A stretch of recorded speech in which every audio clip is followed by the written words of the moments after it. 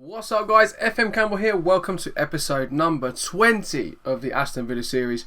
If you haven't seen any of the previous episodes, obviously these episodes are out Monday, Wednesday and Friday every single week at 8 AM. So go check out the previous episodes if you haven't missed any. Make sure you haven't missed any, pause this video.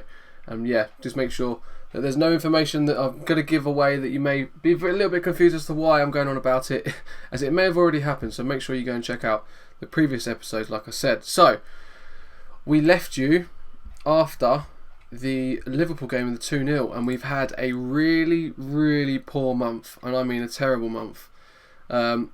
We carried on the unbeaten record in the league that we've had for a while, since back in the 30th of January, where we lost 2-1 in the league to QPR. Tottenham we carried on, we drew 1-1, Mauro Icardi with a goal for us and Martin Odegaard scored for them. Yeah, so comfortable, well not comfortable, but an edgy 1-1 result at Villa Park. Then we played Man United, where we only just scraped a 1-0 win. Memphis Depay scoring 2 minutes into the second half, in the 47th minute.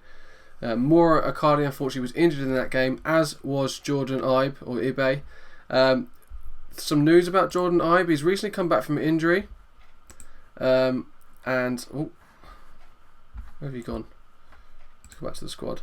He's recently come back from injury and he was also injured in that game, which was really frustrating, and he was out for 3 weeks again. So he's only just come back again, so twice now he's been injured, come back, and I've obviously done the recording for the episode, the monthly update, and he's back fit, so I can't really say, look, I told you he was injured, but yeah, he was injured, which was a real pain. But yeah, we scraped a 1-0 victory against Man United. Things were looking good.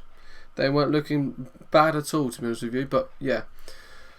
We then had started our really poor run of form. We lost 2-0 to Chelsea, no one scored obviously. Oscar and Remy scoring for them. That was away at Stamford Bridge. I thought, you know what, it's at Stamford Bridge, I can take it. Chelsea are a really good team. They're doing really well in the league. They probably look odds on to win it if I'm honest at this point. And I was like, do you know what, let's take it. We'll move on to the next game. We'll try and we'll come back. Then we played Southampton in the league away at St Mary's. And we lost 4-2. Muniesa, Adama Traore with 2, and Dusan Tadic with their 4th. Memphis Depay got 1, and Mauro Icardi got 1. Sol was then injured, as was John Flanagan, as was Angelo Enriquez. Very frustrating. Then we played Reading. We drew 1-1. Mauro Icardi got a second-minute goal, and Andy Weimann got a 67th minute equaliser. Sebastian Corchia was then injured in this game. After the Reading game, the highest that we could finish was 5th position. So we really slipped away from the top 4 obviously, and we couldn't no longer finish in the Champions League places. So we were fighting for our Europa League spot. Just to go back to the Southampton game, we actually made some changes, and all 3 of these were brought on. And all 3 of them were injured. So we made substitutions, brought them on, they got injured. Brought them on, they got injured. Brought them on, got injured. And we actually ended up... I don't even know. I can't even remember how it worked out now. But yeah, we brought them all on, and the injuries just really overdone us. I think we actually ended up with 9 men at the end of the game. So quite frustrating. But yeah, we drew 1-1 with Hull. With Reading. And after that point, we could not finish the Champions League spot. So... it all comes down to the last game, the last day. So we played Hull, lost 1-0 to them. Abel Hernandez in the 47th minute. Corchia again injured. Phil Jones injured as well. Really tough. So I was quite frustrated. So this is where it leaves us in the league. We're currently sat in 7th. We're a point ahead of Southampton, so we have to better their result. We can't finish 6th anymore. We have to win and we have to finish 7th. We can finish 7th or 9th. Now, if we don't finish in 7th, I don't know what the board are going to say, because the board wants to finish in Europa League football. Simple as that. We're not going to get the financial fair play thing or anything like that to get into Europa League. So, I mean, it's looking tough. So, just to add to things, Fabian Delph is injured. He's out for 3 to 4 weeks with fractured ribs. Enriquez, obviously, as I mentioned in the previous episode, he's out until the end of the season with a broken ankle. So we've got one choice at left back, and with limited choices now, obviously with Delph.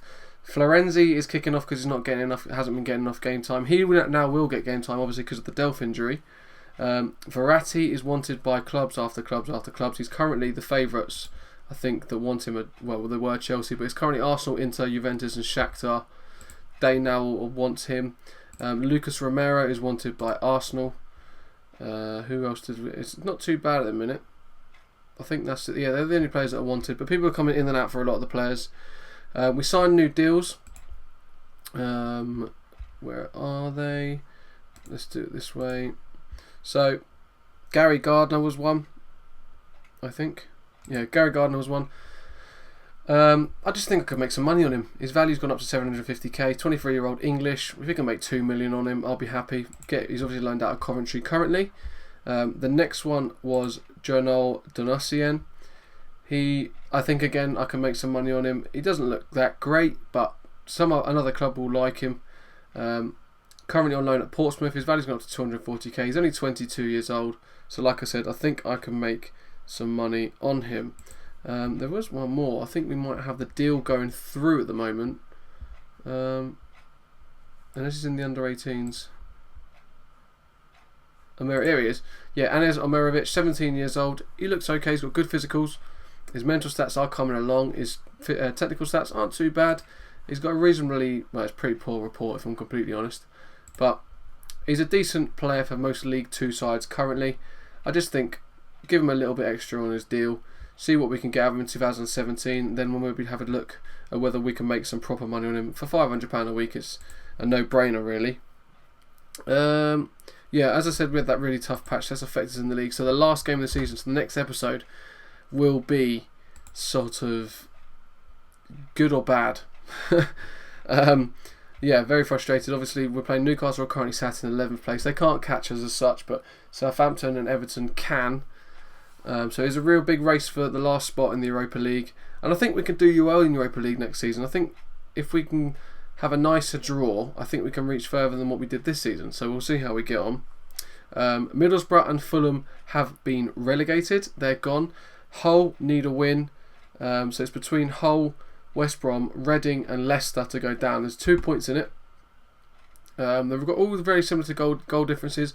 West Brom, you would think, have got probably a better, like a bonus because of and a boost because of the goal difference that they have at minus 22, but minus 30 for Leicester, minus 30 for Reading, and minus 29 for Hull. Hull are away to City, so you don't really favour them for that. They've got games in hand by the looks of it, but yeah. And then Hull are away to Fulham. Leicester are at home to Liverpool, again a tough game. Southampton play Arsenal, that's good for us. And who do Everton play? Everton are home to Reading, so you'd expect Everton to win that. West Brom are away to Swansea, so there's not easy games anywhere they're going to mess these positions around. Excuse me. But yeah, Reading, West Brom, Hull and Leicester are the ones that are favourites to go down. So hopefully in the next episode, obviously we'll conclude that for you. In regards to the Championship, Sunderland have won it. They're coming straight back up. Burnley were promoted. They're also coming straight back up. Ignore the Lynx FC badge. I still haven't changed that from the World Network game. But yeah, Huddersfield is for the playoff. It's between Blackburn, Huddersfield, Charlton and Cardiff. So one of them four will be coming up.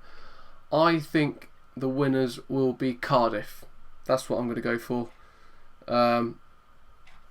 What is